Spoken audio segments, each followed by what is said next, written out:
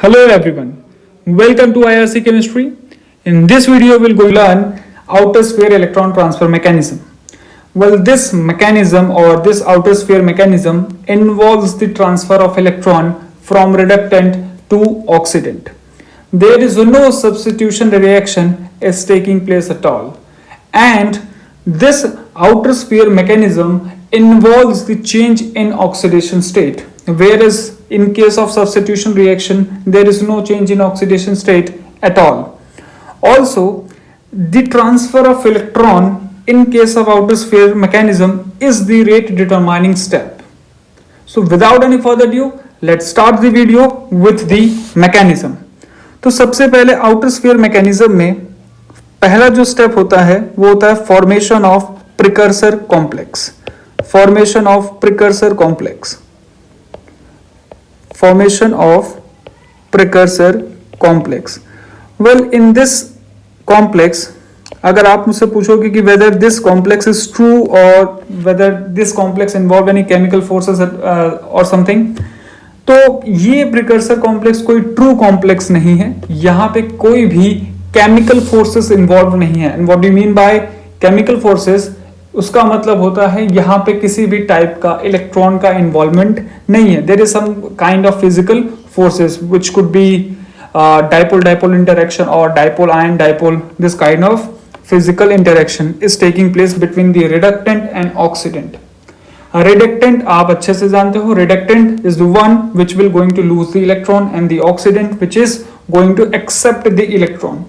So the first step during the electron transfer is reductant and oxidant come closer via a physical bond, and that complex, the complex which formed due to this physical interaction, termed as precursor. precursor का मतलब होता है कोई चीज बनने से पहले जो चीज बनती है उसे हम बोलते हैं precursor. So I will denote reductant as R and oxidant as O. तो इन दोनों को पास पास लाओ इस तरीके से, and there is no chemical bond at all. Okay, तो जब हमारा प्रिकर्सर कॉम्प्लेक्स बन जाता है तो सेकेंड स्टेप होता है excitation of precursor complex. Excitation of precursor complex. Precursor complex. Now this is the most important step. यहाँ पे बहुत सारी बातें हमें जानने को मिलेंगी कि ये सबसे पहला क्वेश्चन तो एक्साइटेशन कराने की जरूरत क्या थी.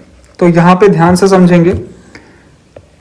इसको हमने कर दिया एक्साइट, और for excitation we required some amount of energy and that energy is termed as reorganization energy. उसको बोला जाता है रीऑर्गेनाइजेशन एनर्जी. ये जो एनर्जी हम लोगों ने दिया है एक्साइटेशन के लिए प्रिकर्सर कॉम्प्लेक्स का, ये करता क्या है. तो सबसे पहला काम रीऑर्गेनाइजेशन एनर्जी का ये होता है कि दोनों रिडक्टेंट एंड ऑक्सीडेंट दोनों के न्यूक्लियर कॉन्फ़िगरेशन को सेम बनाता है, सिमिलर करता है सबसे पहले. बिकॉज फॉर एनी ट्रांजिशन और for any overlapping the symmetry should be same. In the same way during this electron transfer the nuclear configuration of reductant as well as the oxidant should be similar. Then only effective electron transfer will going to take place according to Franck Condon principle. तो चलिए, अब nuclear configuration में बहुत सारी चीजें आती हैं. सबसे पहला पॉइंट, दोनों का बॉन्ड लेंथ सेम होना चाहिए, दोनों का इनर स्फीयर सेम होना चाहिए, दोनों का आउटर स्फीयर सेम होना चाहिए, एंड दोनों की एनर्जी भी सेम होनी चाहिए. तो जो रीऑर्गेनाइजेशन एनर्जी मैं देने वाला हूं, सबसे पहला काम क्या होगा कि वो दोनों के इनर स्फीयर को सेम करेगा, सिमिलर बनाएगा. तो समझते हैं किस तरीके से. So reorganisation energy for inner sphere. Inner sphere of metal ion. तो इसको समझते हैं कि inner sphere of metal ion का क्या मतलब है.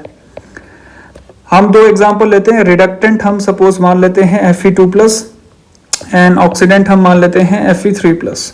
ओके, अब ये जो आपका रिडक्टेंट है इसको ध्यान से देखना. इसका जो साइज होगा, इसका साइज थोड़ा सा बड़ा होगा बिकॉज इसका चार्ज क्या है, कम है. और जो आपका Fe3+ है उसका साइज क्या होगा, छोटा होगा. ये आपका Fe3 है और ये आपका Fe2+ है. तो ऑब्वियस सी बात है, ये जो साइज है जहां तक मेटल का सर्कमफ्रेंस होगा that will be termed as inner sphere of that particular metal ion. अब इन दोनों का जो ये इनर स्फीयर है ये सिमिलर बनाना पड़ेगा, and for that very purpose you have to provide some amount of energy which is termed as reorganization energy. तो मुझे Fe3+ की जो एनर्जी है इसको क्या करना पड़ेगा, इंक्रीज करना पड़ेगा, साइज को इंक्रीज करना पड़ेगा, साइज शुड इंक्रीज और इसका साइज शुड डिक्रीज, सो जब ये काम हम कर देंगे तो दोनों का साइज जो है ऑलमोस्ट क्या हो जाएगा, सिमिलर, लाइक दिस, इस तरीके से, और ये दोनों एक दूसरे के क्या होंगे, पास होंगे। तो इनर स्फीयर को हमने सिमिलर कर दिया। सेकेंड स्टेप में हम क्या करेंगे, आउटर स्फीयर को रीऑर्गेनाइज करेंगे। हमारे पास Fe2+ आयन है और Fe3+ आयन है। चार्ज डेंसिटी किस पे ज्यादा है, ऑब्वियस सी बात है Fe3+ पे ज्यादा है, तो वो सॉल्वेंट मॉलिक्यूल को ज्यादा अट्रैक्ट करेगा, तो जिसकी वजह से जो आउटर स्फीयर सॉल्वेंट मॉलिक्यूल के सराउंडिंग की वजह से जो आउटर स्फीयर बनेगा वो Fe3+ का ज्यादा होगा as compare to Fe2+, and for effective electron transfer the outer sphere should also look similar. तो अगर मैं Fe3+ का आपके सामने बनाऊं आउटर स्फीयर तो कुछ इस तरीके का बनेगा, ये कुछ इस तरीके का, और Fe3+ का अगर बनाएं तो कुछ इस टाइप का बनेगा, Fe2+ का सॉरी, तो ये कुछ इस तरीके का दिखेगा। तो आपको डिफरेंस दिख रहा होगा कि जो Fe3+ है उसका जो आउटर स्फीयर है वो ज्यादा है और Fe2+ का आउटर स्फीयर क्या है, कम है। तो इस आउटर स्फीयर को भी हमें सिमिलर बनाना पड़ेगा, and for that very purpose we have to provide some extra amount of energy which is also going to add in reorganization energy. तो ये भी आउटर स्फीयर है, तो हम क्या करेंगे, इन दोनों के आउटर स्फीयर को सिमिलर बनाएंगे और इसके लिए हमें कुछ एनर्जी खर्च करनी पड़ेगी, and that energy is reorganization energy. Now the third step is after reorganizing the outer sphere, third step is reorganize their energy as well. Reorganization of energy of Fe2+ and Fe3+। Fe2+ और Fe3+, Fe2+ आपका क्या है, high spin है, और Fe3+ भी आपका high spin है। Fe2+ की एनर्जी कितनी होगी, -0.4 del O के बराबर होगी, और Fe3+ की एनर्जी क्या होगी, ये आपका आएगा CFSE 0, okay, 0 and -0.4 del O। इन दोनों के एनर्जी को भी हमें क्या करना पड़ेगा, बराबर बनाना पड़ेगा। For that very purpose again we have to provide some energy to Fe3+ ion in order to balance the energy between the Fe2+ and Fe3+। जब ये सारा रीऑर्गेनाइजेशन हो जाएगा तब उसके बाद जो थर्ड स्टेप होगा, फर्स्ट स्टेप था हमारा formation of what, precursor complex, and second step is what, reorganization energy हमने दी एक्साइटेशन के लिए प्रिकर्सर कॉम्प्लेक्स को। थर्ड स्टेप जब सारा रीऑर्गेनाइजेशन होगा, इलेक्ट्रॉन ट्रांसफर स्टेप होगा। फिर रीऑर्गेनाइजेशन होने के बाद electron transfer takes place, electron transfer takes place. अब ये हमारा प्रिकर्सर कॉम्प्लेक्स था, एक्साइटेड था कुछ इस तरीके से। अब जब यहाँ पे इलेक्ट्रॉन ट्रांसफर हो जाएगा तो R पे पॉजिटिव चार्ज आ जाएगा और ऑक्सीडेंट पे नेगेटिव चार्ज, कुछ इस तरीके से। अब जब ये हो चुका है, इलेक्ट्रॉन ट्रांसफर हो जाएगा, तो फिर इसका होगा डी एक्साइटेशन। क्या होगा, डी एक्साइटेशन।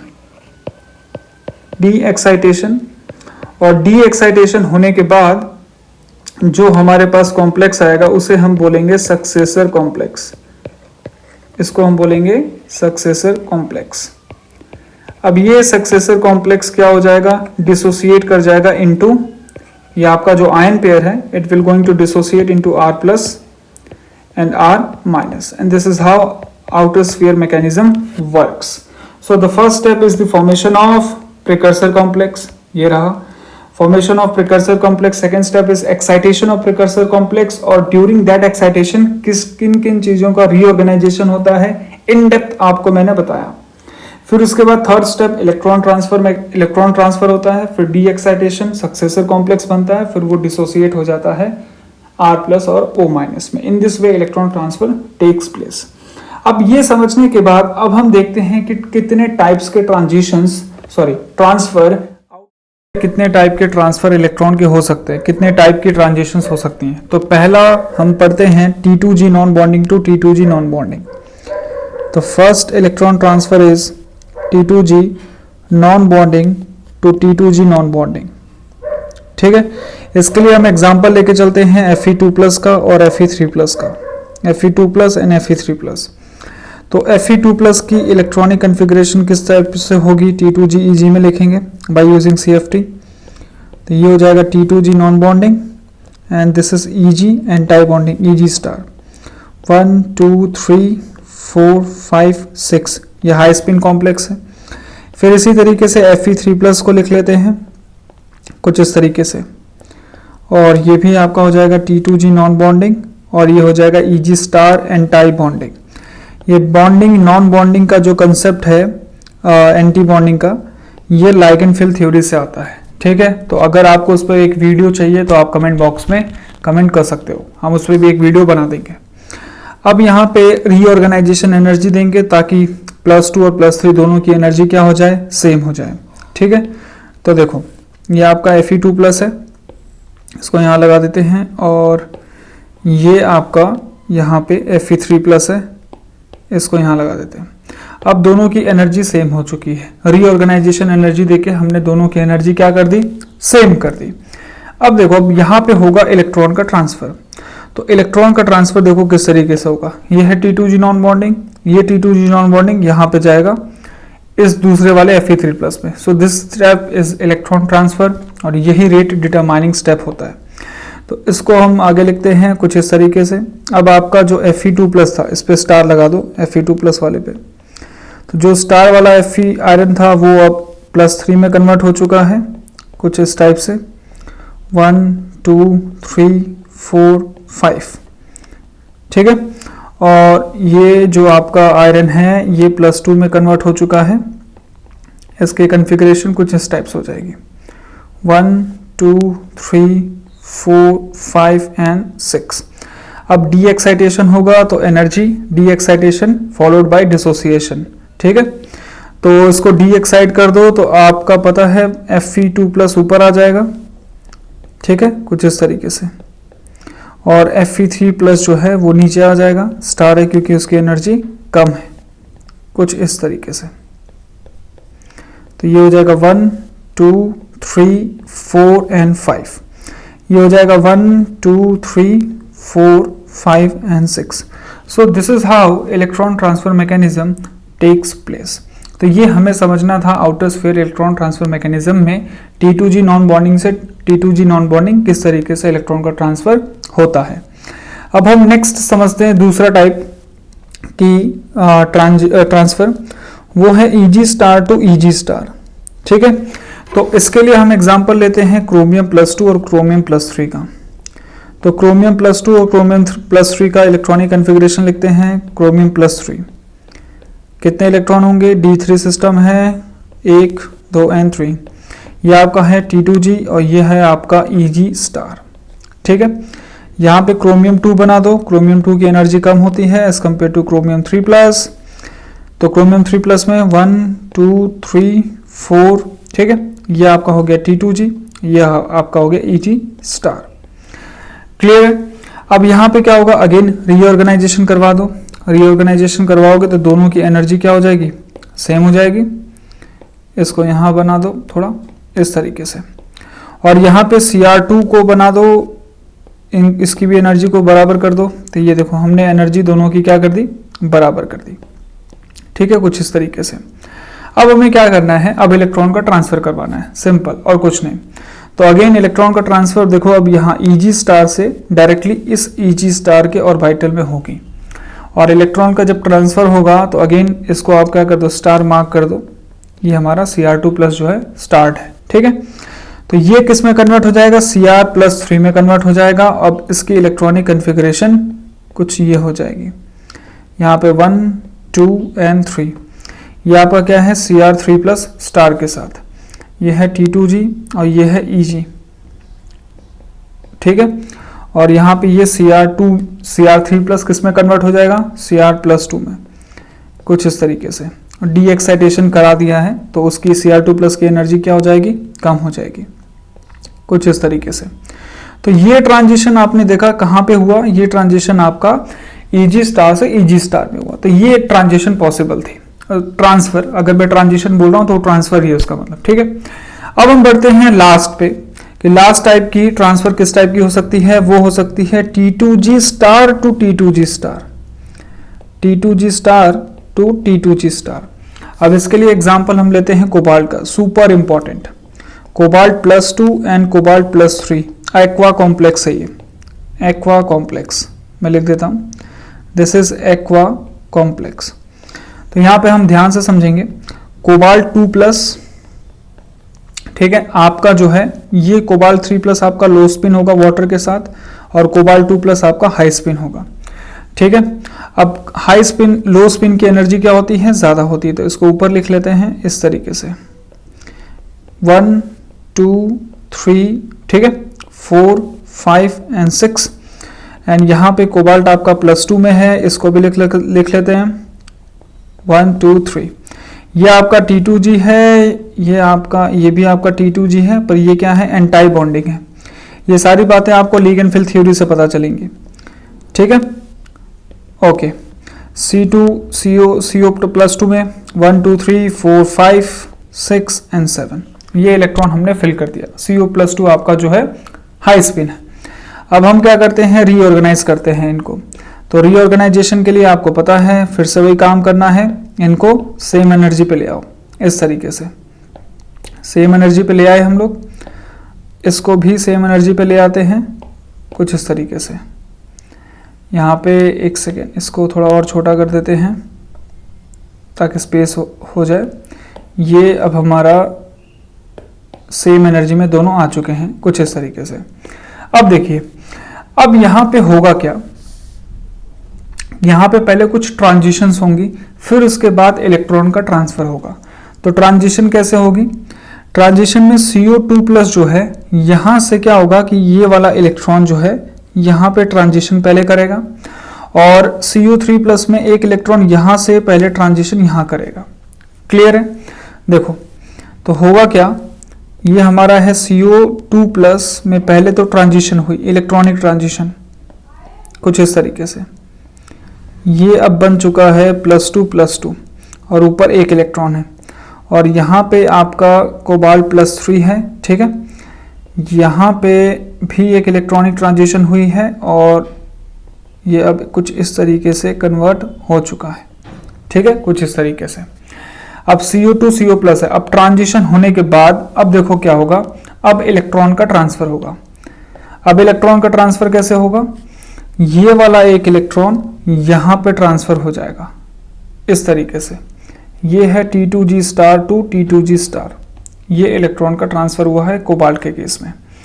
तो फिर ये किस में कन्वर्ट हो जाएगा, CO, जो इसको स्टार दे दो, तो ये CO स्टार जो +2 में था, अब वो किस में कन्वर्ट हो गया, +3 में, कुछ इस तरीके से ये, और यहाँ पे ये कन्वर्ट हो गया +2 में। तो इसकी कॉन्फ़िगरेशन कुछ इस तरीके की हो गई है, लाइक दिस, ये है कुछ इस तरीके से, ठीक है। और यहाँ पे ये इस तरीके से इसकी कॉन्फ़िगरेशन ये है। अब ध्यान दीजिएगा, यहाँ पे जो स्टार है, स्टार वाला जो कोबाल्ट है वो +3 में कन्वर्ट हो चुका है, और जो विदाउट स्टार था +3 वाला +2 में। तो बहुत इंपॉर्टेंट बात यहाँ पे बतानी, जो +3 है अब ये लो स्पिन है, और ये +2 जो है आपका हाई स्पिन है। क्लियर है। अब ये इसको अगर लो स्पिन होना है, then that electron has to again transition. This electron which is present in the Eg star should undergo the transition into T2G star in order to make the complex low spin. तो और यहाँ पे देखो ये high spin है, तो high spin के लिए हमें क्या करना पड़ेगा, इस इलेक्ट्रॉन को T2G से Eg में भेजना पड़ेगा, T2G से Eg स्टार में भेजना पड़ेगा, T2G स्टार से Eg स्टार यहाँ पे।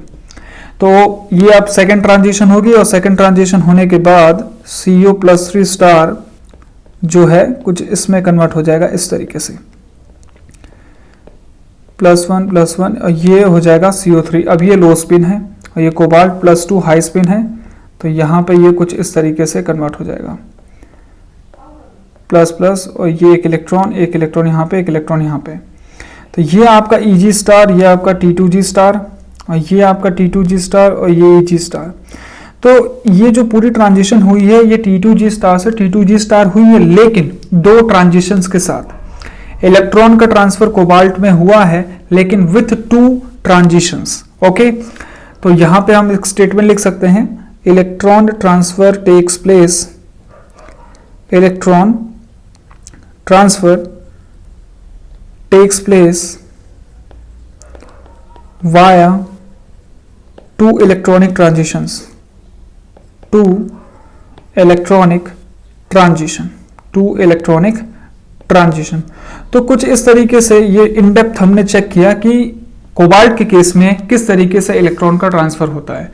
तो ये आपको पूरा डिटेल एनालिसिस मैंने बताया कि कोबाल्ट के केस में किस तरीके से इलेक्ट्रॉनिक ट्रांजिशन होती है। तो हमारे पास अगर मैं समरी बनाऊं तो हमारे पास टोटल कितने टाइप के ट्रांजिशंस हैं। तो पहला टाइप तो है T2G non bonding to T2G non bonding.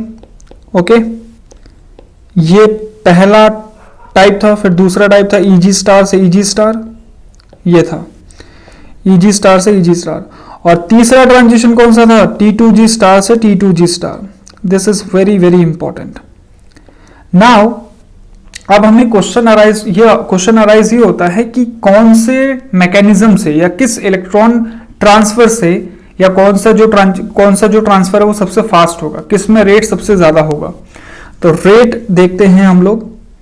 Rate जो होगा वो T2G स्टार से T2G स्टार वाली जो ट्रांजिशन है वो सबसे फास्ट होगी ट्रांसफर। फिर उसके बाद T2G नॉन बॉन्डिंग से T2G नॉन बॉन्डिंग वाली होगी, यहां पे इलेक्ट्रॉन का ट्रांसफर बहुत फास्ट होगा। और एंड में Eg स्टार से Eg स्टार वाली ट्रांजिशन होगी, वो उसका रेट सबसे कम होगा। तो यहां से हमारे दिमाग में क्वेश्चन ये आता है कि अगर ट्रांजिशन T2G ऑर्बिटल से हो तभी आपका जो रेट कांस्टेंट है वो फास्ट होगा आउटर स्फीयर के लिए।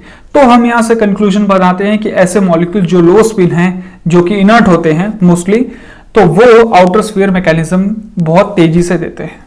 क्लियर है। अब आपके दिमाग में क्वेश्चन आएगा कि T2G स्टार क्यों ज्यादा होता है। तो इसके लिए मैं बता दूं कि जो T2G स्टार पिक्चर में तभी आता है जब आपके पास लाइगेंड पाई डोनर हो या पाई एक्सेप्टर हो। पाई एक्सेप्टर अगर होता है तो ये यूजुअली पाई एक्सेप्टर के केस में ही T2G स्टार से T2G स्टार ट्रांजिशन होती है। अब ये जो T2G स्टार वाली ट्रांसफर है, जब जो कि पाई एक्सेप्टर के केस में होता है, तो पाई एक्सेप्टर क्या करता है, इलेक्ट्रॉन रिडक्टेंट से लेता है और उसे ट्रांसफर करता है किसके पास, ऑक्सीडेंट के पास, via tunnelling. So pi acceptor ligand facilitates the outer sphere electron transfer mechanism. That is why in case of pi acceptor rate becomes greater as compared to T2G non-bonding to T2G non-bonding. Okay, तो ये story थी, ये हमें समझना था outer sphere mechanism से related सारी बातें। तो ये हमारा पूरा कंसेप्चुअल पार्ट था। नेक्स्ट वीडियो में मैं कुछ क्वेश्चंस कराऊंगा रिलेटेड टू, और वो सारे के सारे क्वेश्चंस प्रीवियस ईयर के होंगे नेट और गेट में जो आ चुके हैं। So right now this is the end of the video. Thank you so much for watching. Please do like and subscribe our channel.